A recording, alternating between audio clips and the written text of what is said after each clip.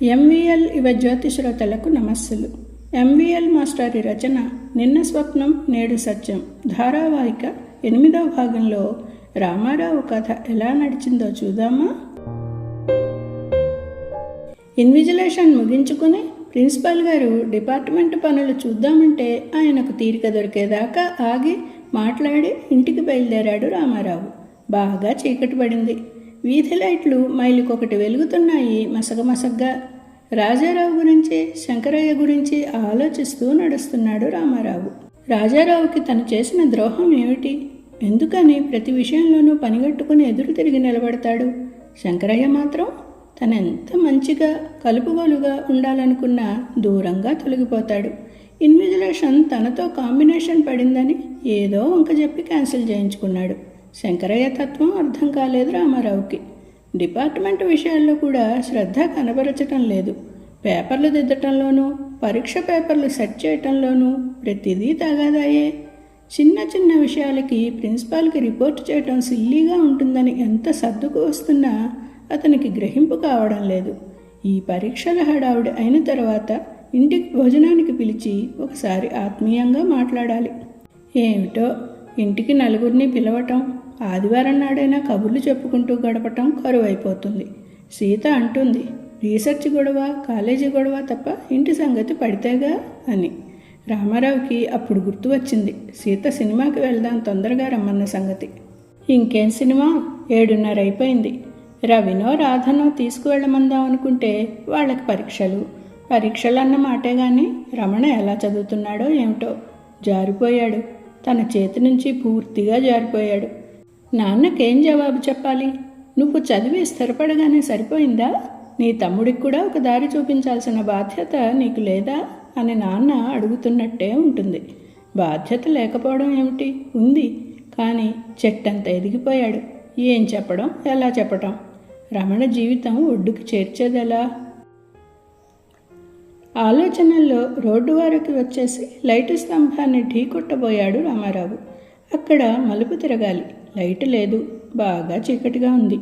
స్తంభానికి చెయ్యి తగలగానే ఆలోచనల్లోంచి తెప్పరిల్లి పక్కకు తిరిగాడు.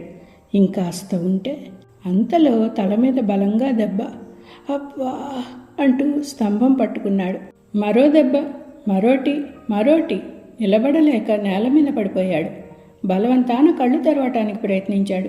చీకట్లో ఏం కనబడలేదు. నీ తమ్ముడు అడ్డమైన వెధవ పనులు చేసినప్పుడు అదుపులో పెట్టలేకపోయావు, కానీ పరీక్షల్లో కావాల్సి వచ్చిందా డిసిప్లిన్ అన్న మాటలు మాత్రం అస్పష్టంగా వినబడ్డాయి. రామారావు కళ్ళు తెరిచి చూసేసరికి రవి, రాధ, ప్రభాకరం కనబడ్డారు. మెల్లిగా తల తిప్పేసరికి మంచం పక్కనే సీత నిలబడి ఉంది. ఆమె కళ్ళ నిండా నీళ్లు. పైకి ఉబికి వస్తున్న దుఃఖాన్ని బలవంతాన ఆపుకుంటోంది. పలకరిస్తే చాలు ఏడుపు కట్టలుడికి వచ్చేట్టుంది. ఏమిటి అన్నాడు రామారావు నీరసంలో ఎవరికీ వినబడనంత మెల్లగా. మంచం పట్టు మీద కూర్చుని రామారావు చెయ్యి పట్టుకుని, మరేం భయం లేదు, కళ్ళు మూసుకుని పడుకో, డాక్టర్ గారు మరేం కంగారు లేదన్నారు అన్నారు ప్రభాకరం గారు. రామారావు మెల్లిగా గుర్తు తెచ్చుకోవడానికి ప్రయత్నించాడు. ఏం జరిగిందిను? నేను మళ్ళా వస్తాను. అమ్మాయి వాళ్ళంతా ఇక్కడే ఉన్నారు. ఇంటికి టెలిగ్రామ్ ఇచ్చాను. నాన్నగారు కూడా వస్తారు. అసలు ఈ పాటికి రావలసిందే. ఏం కంగారు పడకు అని మళ్ళా రామారావు భుజం తట్టి వెళ్ళటానికి లేచారు. నీరసంగా నవ్వాడు రామారావు. సీత ప్రభాకరం గారితో పాటు కారిడార్లోకి నడిచింది. ఇంటికి వస్తానన్న ఒకసారి. ఏమ్మా, ఏమన్నా మాట్లాడాలా? అవునన్నట్టు తల ఉంచుకుంది సీత. నేనే వస్తాగా. కాదు నాన్న, ఇంటి దగ్గరే మాట్లాడాలి. ప్రభాకరం గారు సీత వంక చూశారు. బాగా బేలపడిపోయింది. జీవితంలో కష్టానికి సుఖానికి తట్టుకోగలిగి ఉండాలి. సీతకి ఈనాటి వరకు కష్టం అంటే తెలియదు. కంటతడి పెట్టి ఎరగదు. అనుకోని సంఘటనకు బాగా భయపడిపోయింది అని గ్రహించారు ప్రభాకరం గారు. మరేం బెంగపడకమ్మా, 1-2 రోజుల్లో కోలుకుంటాడు అని వెళ్ళబోయి ఆగి, డబ్బేమైనా కావాలా అన్నారు. అక్కర్లేదన్నట్టు తల తిప్పింది సీత. ఆయన కదలబోతుంటే మళ్ళీ ఏడుపు ముంచుకొచ్చింది. తండ్రిని వదిలిపెట్టి ఒక్కతే లోపలికి వెళ్ళటానికి ధైర్యం చాలలేదు. ఊరుకోమ్మా, నేను మళ్ళా వస్తాగా, మీ మావగారు వస్తారు. ఇందిర ఉంటే అంత భయం ఎందుకమ్మా? ప్రభాకరం గారు హాస్పిటల్ మెట్లు దిగి గేటు దాటే వరకు చూసి లోపలకు నడిచింది సీత. రామారావు ఆమె కోసమే ఎదురు చూస్తున్నాడు. అతని వంక సూటిగా చూడలేక మొహం దించుకునే మంచం పక్క నిలబడింది. రమణ రాలేదా? చదువుకోవడానికి వెళ్ళాడు అంది సీత అబద్ధం ఆడుతున్న విషయం తెలియకుండా మొహం పక్కకు తిప్పి. రవి, మీరు వెళ్ళి చదువుకోండి, వదిన ఉందిగా. సీత కూడా వెళ్ళమన్నట్లు తల ఊపగానే అక్కడి నుంచి కదిలారు రవి, రాధ.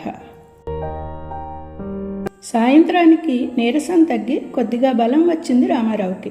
వెంకట్రామయ్య గారు రావటంతో సీతకి కూడా కొండంత బలం వచ్చింది. ఆయన వచ్చేసరికి మరేం పర్వాలేదు, కొద్దిగా దెబ్బ తగిలింది, తగ్గిపోతుందని తనే ధైర్యం చెప్పటం మొదలుపెట్టాడు రామారావు. రమణ వచ్చి తప్పు చేసిన వాడిలా తండ్రి వెనకే నిలబడిపోయాడు. సీతతో కానీ రామారావుతో కానీ మాట్లాడేందుకు ధైర్యం చాలటం లేదు. కుర్రాళ్ళు చేసిన పని అని తనకు తెలుసు. తనే చేయించినంత బాధ కలిగింది. కుర్రాళ్ళందరినీ కూడగట్టుకుని తిరగగలననుకున్న తను ఇది జరగకుండా ఆపలేకపోయాడే అనే బాధ మనసులో కెలక వేసింది. అన్నయ్యకు ఏదైనా అవసరం వస్తుందేమో, ఉండరా అన్నారు వెంకట్రామయ్య గారు. వాణ్ణి వెళ్ళని నాన్న, మళ్ళీ పరీక్షకి చదువుకోవాలి అని రామారావు అనటంతో మాట్లాడకుండా బయటపడ్డాడు. 6ంటికి కొలీగ్స్ అంతా వచ్చారు చూడటానికి. రాజారావు, శంకరయ్య కూడా వచ్చారు. రామారావుకి సానుభూతి చూపించడానికి, చల్లగా ఒక మాట చెప్పడానికి శంకరయ్యకి నోరు పెగల్లేదు. వెనుకనే ఉండిపోయాడు. రాజారావు మాత్రం అందరికంటే ముందుకు వచ్చి మంచాన్ని ఆనుకుని నిలబడ్డాడు. కూర్చోండి మాస్టర్ గారు అన్నాడు రామారావు. పర్వాలేదులేండి, కూర్చోటానికేముంది కానీ మీకెలా ఉంది? గండం గడిచినట్టే. పోలీస్ రిపోర్ట్ ఇవ్వాల్సిందే మాస్టారు. నేను ప్రిన్సిపాల్ గారితో సీరియస్గా మాట్లాడదామనుకుంటున్నాను ఈ విషయం. వెధవది, కాపీ పట్టుకుంటేనే తప్ప కాపీలు కొట్టడం దోషం కాదన్నమాట అన్నాడు రాజారావు ఉద్రేకంగా. కుర్రాళ్లే చేశారంటారా అన్నాడు శఠగోపం రాజారావుతో. ఏం మాస్టారు, మీకెవరి మీదన్నా అనుమానం ఉంటే చెప్పండి, వెధవల్ని జైల్లో తోయించేస్తాను, మళ్ళా మన జోలికి రాకుండా. పోనీండి, ఎవరు చేస్తే ఏముంది, జరిగిందేదో జరిగిపోయింది. పోలీస్ రిపోర్ట్ ఇస్తే మనకు ఒరిగేదేమిటి? నో నో నో, అలా అనకండి. ఒకసారి గట్టిగా జవాబు చెబితే కానీ ఇలాంటివి ఆగవు. మీరేమన్నా చెప్పండి, నేను పోలీస్ రిపోర్ట్ ఇప్పించేదే ఖాయం.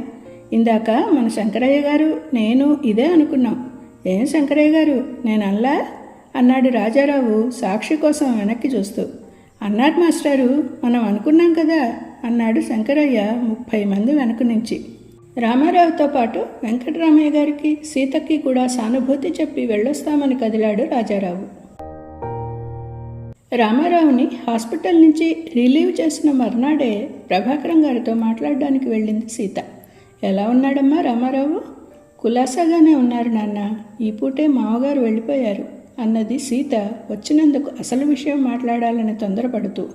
తనలో ఇముడ్చుకోలేని సంగతేదో చెప్పటానికి ఆతృత పడుతుందని గ్రహించారు ప్రభాకరం గారు. మీ అల్లుడు గారు మరో కాలేజీలో ఉద్యోగం చూసుకుంటే బాగుంటుందనిపిస్తోంది నాన్న. అనుకోని ఈ మాటకి ప్రభాకరం గారు ఆశ్చర్యపోయారు. మరో కాలేజీకి వెళ్తే కూతురు అల్లుడు దూరమైపోతారన్న బెంగ ఆయనకెప్పుడూ లేదు. ఎక్కడ ఉన్నా వాళ్ళిద్దరూ సుఖంగా ఉండటమే తను కోరుకునేది. మరో కాలేజీకి వెళ్లాల్సిన అవసరం ఏమొచ్చింది ఇప్పుడు అన్నదే ఆయన ఆలోచన. అదే అన్నారు. ఏమో నాన్న, నాకు ఇక్కడ భయంగా ఉంది. స్టాఫ్లో ఈయనంటే పడదు, చాలామందికి అసూయ. ఏం తెలియని అమాయకులు స్టూడెంట్స్ అనుకుంటే ఎవరో రెచ్చగొట్టి ఇంత పని చేయించారు. ఇక్కడ మనశ్శాంతి ఏముంటుంది? ఎవరో ఏదో చేశారని భయపడి పారిపోవటం పిరికితనం కాదుటమ్మా. ఇహ స్టాఫ్లో అసూయ అంటావా? నలుగురిలో మంచిగా ఉండేవాడు ఏ ఒక్కడికో శత్రువు కాక తప్పదు. ఆ ఒక్కడి కోసం నలుగురు స్నేహితుల్ని దూరం చేసుకుంటామా? ఎవడో ఆలోచన లేని కుర్రాడు ఆవేశంలో చేశాడని కుర్రాళ్ళంతా అలాగే ఉంటారనగలమా? సీత జవాబు చెప్పలేకపోయింది. జవాబు చెప్పటం, అందుకోసం ఆలోచించటం ఆమెకిష్టం లేదు. అందుకు తగిన మనస్థిమితం కూడా లేదు. ఏమైనా ఇక్కడి నుంచి వెళ్ళిపోవాలి, అది తప్ప ఆమె మనసులో మరో ఆలోచన లేదు. ఏమో నాన్న, రమణ చదువు కూడా బాగాలేదు, ఇక్కడ స్నేహాలు బాగాలేవు. రేపు మామగారే అంటారు ఉన్న ఒక్క తమ్ముణ్ణి చక్కదిద్దలేకపోయారు అని. అది మాత్రం ఏం మర్యాద అనేసింది. ఏదో కారణం చెప్పాలి కదా అన్నట్టు. అది అన్నావు, బాగుంది. రమణ బాగుపడటానికి, దారిలో పడటానికి మార్గం ఆలోచిద్దాం. అంతేగాని మరో కాలేజీకి వెళ్ళిపోవడం, అక్కడేదో ఇంతకంటే బాగుంటుందనుకోవడం భ్రమ. ఈ విషయం కూడా తోసిపారేసేసరికి మరేదో చెప్పబోయింది సీత. నువ్విలా అంటున్నావు కానీ ఈ కాస్తకే భయపడి మరో చోటకి వెళ్ళిపోవాలనుకునే పిరికివాడు కాదు రామారావు. నువ్వు నేను చెప్పినా అతను వినడు సరిగదా. మరింత పట్టుదలగా ఉంటాడు ఇక్కడే ఉంటానని. ప్రభాకరం గారి మాటలతో సీత అనదలుచుకున్న మాటలు మనసులోనే ఉండిపోయాయి. రామారావుకి పళ్ళరసం ఇస్తూ ఈ ప్రస్తావన తెచ్చింది సీత. ఈ కాలేజీలో మానేస్తే ఏం? మానేయండి అనాలనుకుంది కానీ ప్రభాకరం గారు నిశ్చయంగా చెప్పిన మాటలతో అలా అనటానికి ధైర్యం చేయలేకపోయింది. అదేమిటి అన్నాడు రామారావు విచిత్రంగా చూస్తూ. ఏమిటో నాకు ఇష్టం లేదు. మనసు గాయపడి అంటున్నదని గ్రహించాడు రామారావు. చెయ్యి పట్టుకుని మంచం మీద కూర్చోబెట్టుకున్నాడు. వీపు మీద చెయ్యి వేసి మరేం భయం లేదన్నట్లు నిమురుతుంటే అనిపించింది సీతకి ఏదో మాయమాటలు చెప్పి తన మాట కాదనాలనుకుంటున్నట్టు. మీరేం చెప్పకండి, ఎక్కడికి వెళ్దాం, ఎలా ఉందాం అనే ఆలోచన చేద్దామంటే చెప్పండి అంది రామారావు చెయ్యి తీసేస్తూ. రామారావు మాట్లాడకుండా సీత కళ్ళల్లోకి చూశాడు. మనసులో పడుతున్న వేదనంతా కళ్ళల్లో కనబడింది. ఇక్కడే ఉందామని ఎంత చెప్పినా వినేట్టు తోచలేదు. పోనీ ఎక్కడికి వెళ్దామో చెప్పు. సీతకి ఆశ కలిగింది. తన మాట వింటున్న నమ్మకం ఏర్పడి ఎక్కడికైనా సరే, ఈ కాలేజ్ కాకపోతే మరో కాలేజ్, ఈ యూనివర్సిటీ కాకపోతే మరో యూనివర్సిటీ అనేసింది ఉత్సాహంగా. రామారావుకి నవ్వొచ్చింది ఆమె అమాయకత్వానికి. అలాగే వెళ్దాం అన్నాడు. ప్రస్తుతానికి కుదుట పడుతుంది కదా అని. అలాగే అంటే కుదరదు, వెంటనే రాజీనామా పంపండి. చూడు సీత, రాజీనామా పంపటం కష్టం కాదు. మరో కాలేజీలో ప్రయత్నించి అక్కడ ఉద్యోగం సంపాదించటం కష్టం కాదు. మరి అన్నట్లు చూసింది సీత. ఆమెను ఒప్పించటానికి తగిన గొంతుతో అన్నాడు రామారావు. ఆ కాలేజీలోనూ రకరకాల మనుషులుంటారు. అక్కడ సంకుచితంగా ఆలోచించే వాళ్ళుంటారు, అక్కడ స్వార్థపరులుంటారు, అక్కడ కూడా అమాయకులైన కుర్రాళ్ళని రెచ్చగొట్టే వాళ్ళుంటారు. నువ్వనుకుంటున్నావు కానీ ఈ సమస్యలు ఎక్కడైనా తప్పవు సీత. సీతకి ఏడుపు ముంచుకొచ్చింది. రాజీనామా చేయటానికి కూడా ఒప్పుకుని ఇలా మొదలు పెట్టేసరికి. పోనీ ఉద్యోగం మానేయండి హాయిగా. ఏడుపు మాటను మింగేసింది.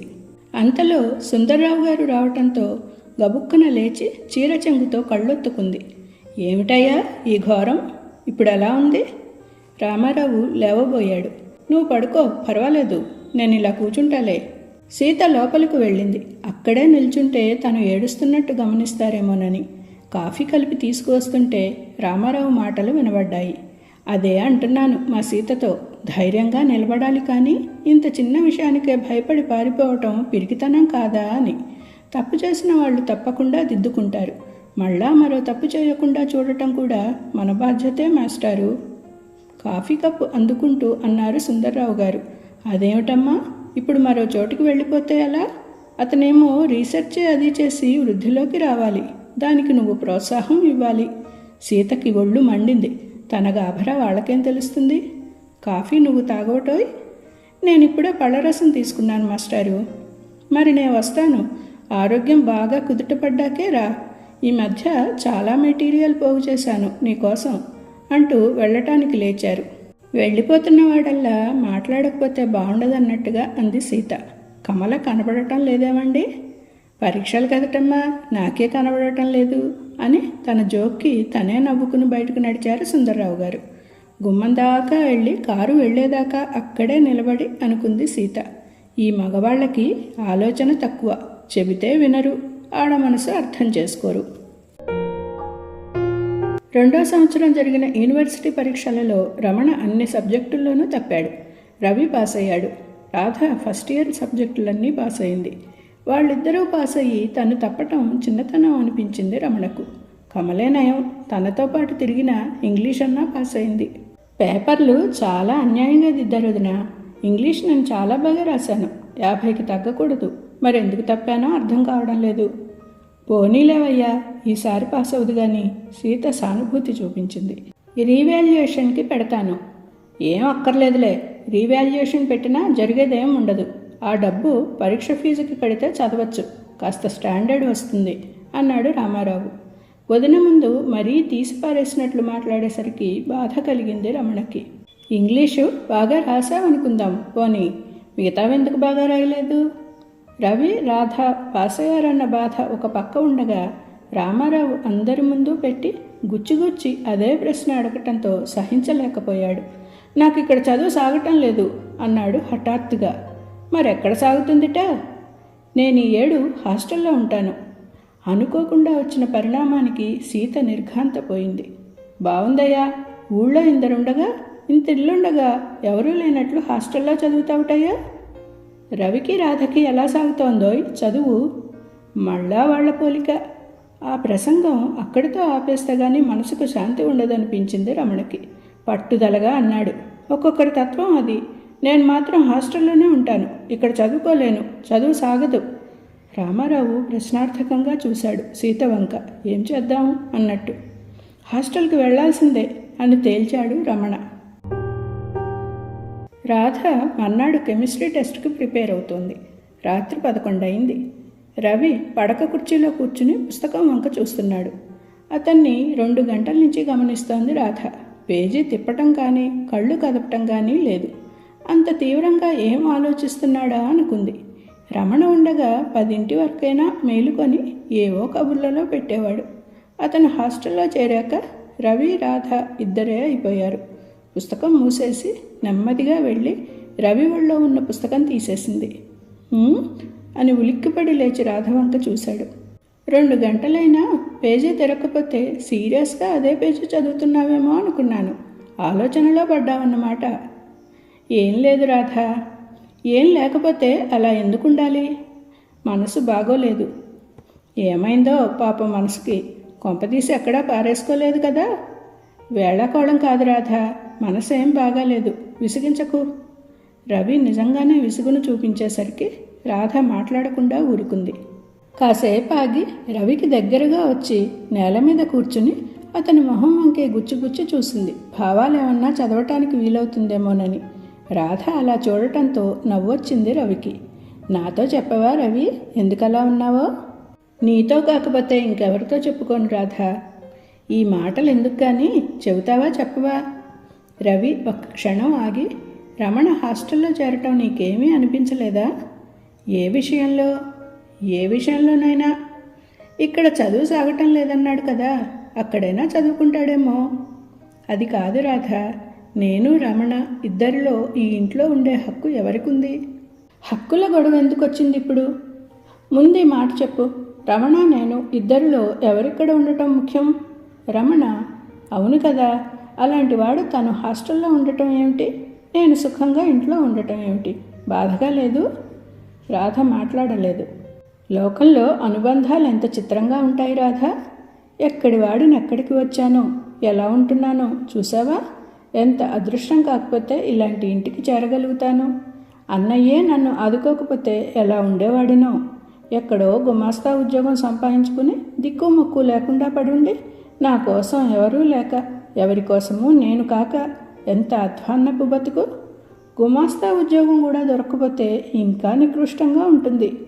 రాధ కళ్ళల్లో నీళ్లు తిరిగాయి అతను చూపిస్తున్న దృశ్యాన్ని ఊహించుకుని. ఎందుకు రవి అలా లేనిపోని ఊహించుకుని బాధపడతావు? బాధ కాక మరేం చేయమంటావు? వదిన, అన్నయ్య దేవతలు రాధ. కాకపోతే ఇంత ఆప్యాయంగా నన్ను చూసుకోవటం ఏమిటి చెప్పు? అక్క, బావ మంచివాళ్ళు కాకపోతే మనం ఒక చోటికి చేరగలిగే వాళ్ళమే కాదు, ఈ మాత్రం చదువు ఉండేది కాదు. రాధ, ఒక్కటనిపిస్తోంది. ఈ ఇంటికి నేనే రాకపోయినట్లయితే రమణ ఇలా వెళ్ళిపోయేవాడా? మనిద్దరికీ పరిచయం కాకపోయినట్లయితే రమణ నీకు దూరంగా ఉండేవాడా? రాధ అతను చెబుతున్నది చెప్పబోతున్నది గ్రహించగలిగింది. రవి, ఇప్పుడే అన్నావు వదిన, అన్నయ్య దేవతలని. అలాంటి వారున్న చోట మంచి మాటలు తప్ప చెడు తలుపులు కలలో కూడా రానివ్వకూడదు. మనుషులు దగ్గరవటం దూరం అవటం అది వాళ్ళ తత్వాన్ని బట్టి ఉంటుంది కానీ బలవంతాన కాదు కదా. నువ్వు రాకపోతే కాదు కదా. రమణని నన్ను తీసుకెళ్ళి ఏ ఎడారిలో వదిలేసినా సరే మేమిద్దరం దగ్గర కావటం జరిగేది కాదు. రవి మాట్లాడలేదు. రాధ వెళ్ళటానికి లేచింది. ఇంక పడుకో రవి, 1 గంట అయినట్లుంది. ఇలాంటి ఆలోచనలు మాత్రం పెట్టుకోకు. రవి రాధ అరచేతిని పట్టుకుని తన నుదిటి మీద పెట్టుకుని కళ్ళు మూసుకున్నాడు. ఎంతో ప్రశాంతత పొందినట్లు అనిపించింది అతనికి. నువ్వు లేకపోతే నేనేమైపోయేవాణ్ణో రాధా. ఎవరు లేకపోయినా ఎవరు ఏం కారు, అదంతా మనం అనుకోవటంలో ఉంది. రమణ ఇంట్లోంచి వెళ్ళిపోవడం, వెంకట్రామయ్య గారికి సర్ది చెబుతూ ఉత్తరం రాయవలసి రావటం, రమణని తలుచుకుని సీత రోజూ బాధపడటం రామారావుకి మనశ్శాంతి లేకుండా చేశాయి. దానికి తోడు కాలేజీలో ఎవరో ఏదో అనటం, ఎంత పట్టించుకోకుండా ఉందామనుకున్నా కుదరక చిరాకు పడటం, ఆ అశాంతి క్లాసులో కూడా వ్యక్తం కావడం మొదలయ్యాయి. రోజు 3-4 గంటలు సుందర్రావు గారితో కలిసి లైబ్రరీలో గడపడానికి నిశ్చయం చేసుకున్నాడు.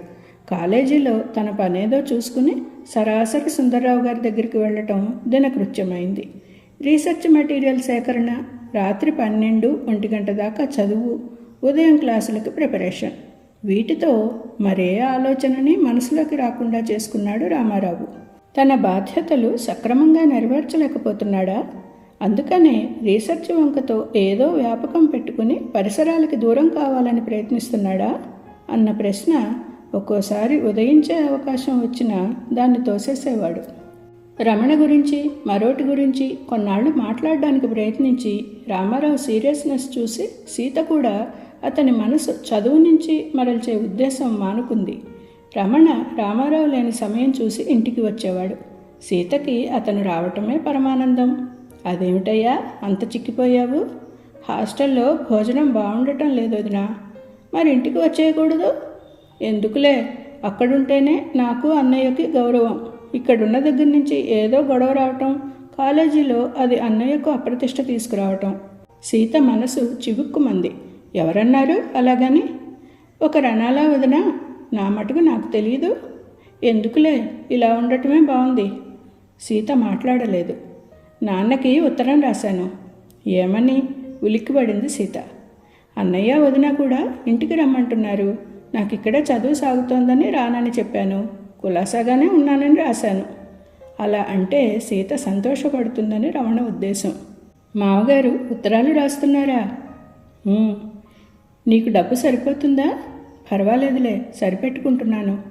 సీత గదిలోకి వెళ్ళి బీరువా తీసి డబ్బు తీసింది. ఈ 100 ఉంచుకో. అక్కర్లేదు వదినా, నాన్న పంపించారు. మామగారు పంపారా? తల వంచుకునే అన్నాడు రమణ. ఆయన పంపితే మాత్రం నువ్వెలా తీసుకున్నావయ్యా? ఇక్కడ మేమంతా ఏమయ్యామనుకున్నారు? మీ వదిన చచ్చిందనుకున్నావా? సీత చాలా ఆవేదనతో అంది. రమణ ఏం చెప్పకుండా ఉండిపోయాడు ఆమె కోపం చూసి. అతని మీద అనవసరంగా కోపం తెచ్చుకున్నానని గ్రహించి కాసేపటికి సీత అంది, చూడయ్యా, నిన్ను నా కన్న కొడుకులా చూసుకున్నాను, అవునా కాదా? ఆమె ఆర్ద్రమైన మాటకు, ఆప్యాయత నిండిన గొంతుకు రమణకి కూడా కళ్ళల్లో నీళ్లు తిరిగాయి. అదేమిటొదినా అలా అంటావు? పోనీ చదువు సాగటం లేదనుకున్నావు, హాస్టల్లో ఉంటున్నావు, బాగానే ఉంది. నీ చదువు గురించేగా మీ అన్నయ్య బాధపడినా నేను బాధపడినా. అలాంటప్పుడు మామగారి దగ్గర నుంచి డబ్బు తెప్పించుకోవాల్సిన అవసరం నీకేమొచ్చింది? ఇంటికి వచ్చి వదినా నాకింత కావాలి అని అడిగే హక్కు నీకు లేదా? అడిగే స్వతంత్రం నేను ఇవ్వలేదా? నువ్వే చెప్పు. రమణ మాట్లాడలేదు. సీత కూడా క్షణం అతని వంకే చూసింది. తను చెబుతున్న మాటలు బుద్ధిగా వింటుంటే జాలేసింది. తల్లి లేని కుర్రాడు. తల్లిలా ప్రేమతో చూసుకోవలసిన బాధ్యత తన మీద ఉంది. పిల్లలవి సుకుమారమైన తత్వాలు. చిన్న మాటకే మనసు కష్టపెట్టుకుంటారు. ఆ వయసులో మనసు విరిగిపోయిందా మళ్ళా అతకటం కష్టం. తనేమన్నా పొరపాటు మాట్లాడుతోందా అని ఒక్కసారి తనన్న మాటలు గుర్తు చేసుకుంది సీత. ఒక్క మాట చెబుతా వింటావా? ఏమిటన్నట్టు తలెత్తాడు రమణ. వరసకి నేను నీకు వదిన్నైనా మీ అమ్మలాగా నిన్ను చూసుకోవలసిన బాధ్యత నా మీదుంది. ఆఖరిసారిగా చెబుతున్నాను. మళ్ళా నాతో చెప్పించుకునే అవసరం కలిగించవనే ఆశతో చెబుతున్నాను. డబ్బే కాదు, ఏం కావలసినా నా దగ్గరకు వచ్చి కావాలను నేనిస్తాను. మామగారి మనసు కానీ మీ అన్నయ్య గారి మనసు కానీ కష్టపెట్టేట్టు ప్రవర్తించకు. మీ నాన్నగారు చూడు నీ మీద ఎన్ని ఆశలు పెట్టుకున్నారో. నీ దగ్గర నాకు మొహాటం ఎందుకదినా? నువ్వెప్పుడూ అమ్మలాంటి దానివే. సీతకి సంతృప్తి కలిగింది. ఇహ ఆ పైన రమణ కథ ఎలా నడిచిందో తరువాయి భాగాల్లో చూద్దాం. Thank you.